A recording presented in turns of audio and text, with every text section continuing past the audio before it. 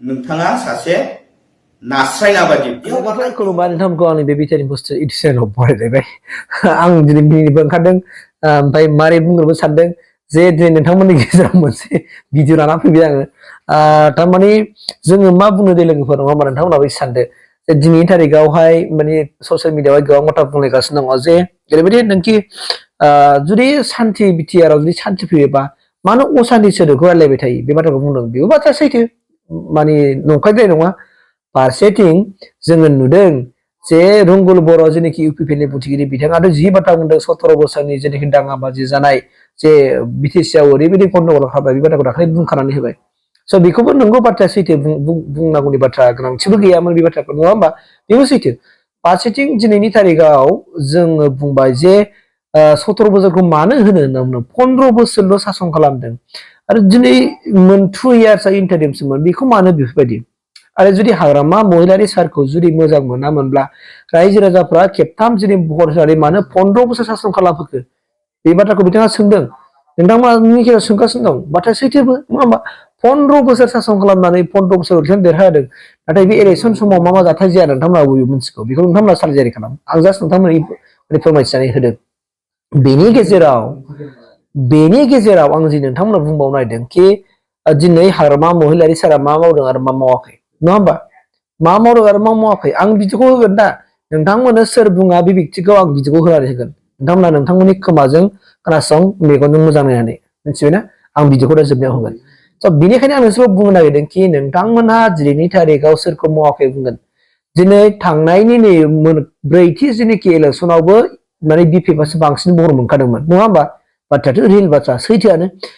गथाय क'क्राझारावथ' नों बुंनो थाङोबा बिपिएफआनो देरहाजोबदोंमोन बे आरोना नङा होमबा नोंथांमोना नायदो अब्ला होमबा बेवहाय दिनै बिजेपि जिएसपि आरो इउपिपिएल बिथांमोनासो दिनै ओरै खारखोमा मालाबा गुवाहाटीनि लिलि हटेलनो मालाबा शिलंआवनो मानसिफोरखौ बायजानो गिलायलायनानै दोनखोमालायनाय खालामनाय जादों बे बाथ्राखौ बिथाङा बुंदों आरोखि आं बुङाखै बिथाङा बुंगासिनो दङ स्पस्ट बाथ्राखौनो बुंदों दा बिनिखाय जे नोंथांमोना सानदो आरोना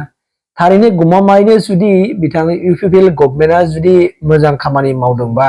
नङा होमबा बिथांमोना मानो 17 बोसोर बुंबाय थायो होनना बुंदों 15 बोसोरल'सो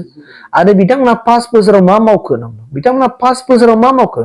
आरो जाय बाथ्रा मानसिया दिनै बेफोरबायदि बाथ्रा बुंगासिनो दं बिथाङा ओरै बारलाय होनदों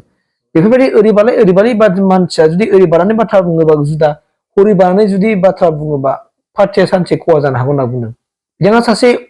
मा नङा होमबा दा नोंथांमोना बेखौ सार्जारि खालामनानै बुंदो आरोखि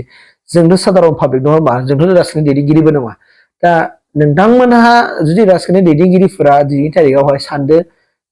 इउपिपिएलआ साबसिनमार ना बिपिएफआ साबसिनमार प्रमद बर'आ साबसिन ना हाग्रामा महिलारि सारा साबसिन सोर साबसिन सोरनि सासन खान्थियाव दिनैसिमबो फ्रि एन्ड फेयार होननाय सोदोबा माने आबुं महर मोनदों नोंथांमोना बेखौ माने मा होनना बुंदों गोसोखां आरो इलेक्सननि टाइमाव फ्रि एन्ड फेयार होननाय मोनसे माबा दङ दै बेखौ नोंथांमोना जुदि नायोबा बुजि मोनगोन फ्रि एन्ड फेयार इलेक्सना बबे समाव जाबाय थांनाय 15 बोसोर समाव इलेक्सन समाव मालाबा फ्रि एन्ड फेयार इलेक्सन जाफेरदों नामा सिन्था खालाम दिनैनि थारिखआव थांनाय जेनाखि 15 इयार्सनि उनाव आफ्टार 15 इयार्स जे इलेक्सन जादोंमोन बिटिआर सुक्तिनि उनावहाय अब्ला बे समाव फ्रि एन्ड फेयार इलेक्सन जागोना जायाखै नोंथांमोना बेखौ सिन्था खालामनानै नायबानो जाबाय माने ओरैनो बुंजाया बाथ्राया दा दिनै बिथांनि ब्रादारा बुंदों मा बुङा आं नोंथांमोननो डिटेलखौ होगोन ब्रादारा दिनै प्रेस मिटआव होदों मानोना रंगुल बर' जेनाखि इउपिपिएलनि बुंथिगिरि बिथाङाथ' बिराद बाथ्रा बुंदोंमोन नालाय स' बेखौ लानानै बिथाङा दिनै बुंबाय प्रमद बर' सरकारनि सायावबो बुंबाय बिथांमोना मानो बिदि बुंबाय थादों बे बाथ्राखौ दिनै स्पस्ट खालामना होदों स' नोंथांमोननि गेजेराव आङो बारा बुंला नोंथांमोनहा नोंथांमोननि खोमाजों खोनासंदो आङो फै आं बिदिखौ बेयावनो बारबाय थागोन बे बिथाङा एसे खेल लानाया मोजां नङाबा पार्टिया गोबां माने गोदोनो हागौ आरो रायजो राजाफ्रा गोनो गोथो जानाङा आं मोनसे खोथाखौ बुंनो नागिरदों जे जोंनि बिपिएफ हान्जानि जे बिजाथि खाम्फा बरगयारी सारा 15 बोसोर 15 इयार्स सालायनायनि मोनसे एक्सपिरियेन्स दङ जातियाव 15 बोसोर बिथाङा मोनसे सार्भिस होबाय नाथाय इउपिपिएलनि जे बिजाथि जयन्त बसुमतारी बिथाङा 5 इयार्सनिल' जेनेबा बे 5 इयार्स जास्लाबैयावनो जे गोबां माने इमप्लयार्सफोरखौ माने आखाइ होबाय दिसपुर बायदियाव दिनै बायदियाव दिसपुरनि इमप्लयार्सखौ आखाइ होहैबाय मण्डल बायदिखौ बिटिसिआव मण्डल बुदों बिथाङा दा रायजो राजाफ्रा एसे रुजुनानै नायदो सोर मोजां सोर गाज्रि दिनैनि दिनाव भटखौ जोंनो होथार बा बै मोनसे पार्टियाव जोंनो होथार होननो हाया मोनसे कम्पारेटिभ मोनसे स्टाडि खालामनानैसो रायजो राजाफ्रा भटखौ होगोन आरो भटखौ होनायनि सिगां रायजो राजा बिथांमोना मोनसे रुजुनानै नायनाया मोजां दाख्लै साननैसो सिगां जे इउपिपिएल मिरु गांखंनि जे स्पक्स पार्सन बुंथिगिरि बिथां रंगल बर'आ गोबां गाज्रि बिपिएफ दोलोनि सायाव बुंदों दा बिथाङा बुंदों हाग्रामा महिलारि बिथाङा 17 बोसोर बर' हारिखौ अलखदाव खोलैनानै बिटिसिखौ सालायदों नङा होमबा नाथाय बिथांमोना बुंबाय थायो मानो 17 बोसोर नाथाय मेन टार्म्सआ 15 इयार्सल' 2 इयार्सआ जाहैबाय मोनसे इन्टारिम गभर्नमेन्ट आरो रायजो राजाखौ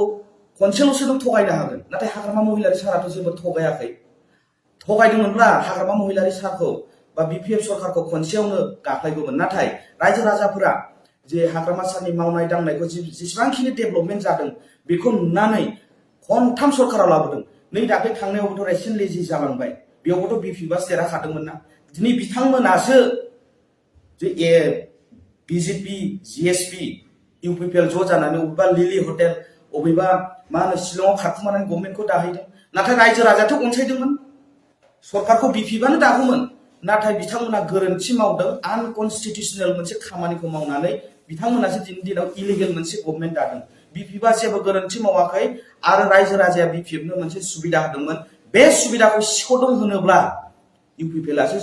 सिख'नानै लांदों आरो हाग्रामा महिलारि सारा आं दिनैनि दिनाव बुंगोन जेबो हारिखौ अलखदाव खोलैयाखै फोजौनोसो गोबां थांखि लाबोदों आरो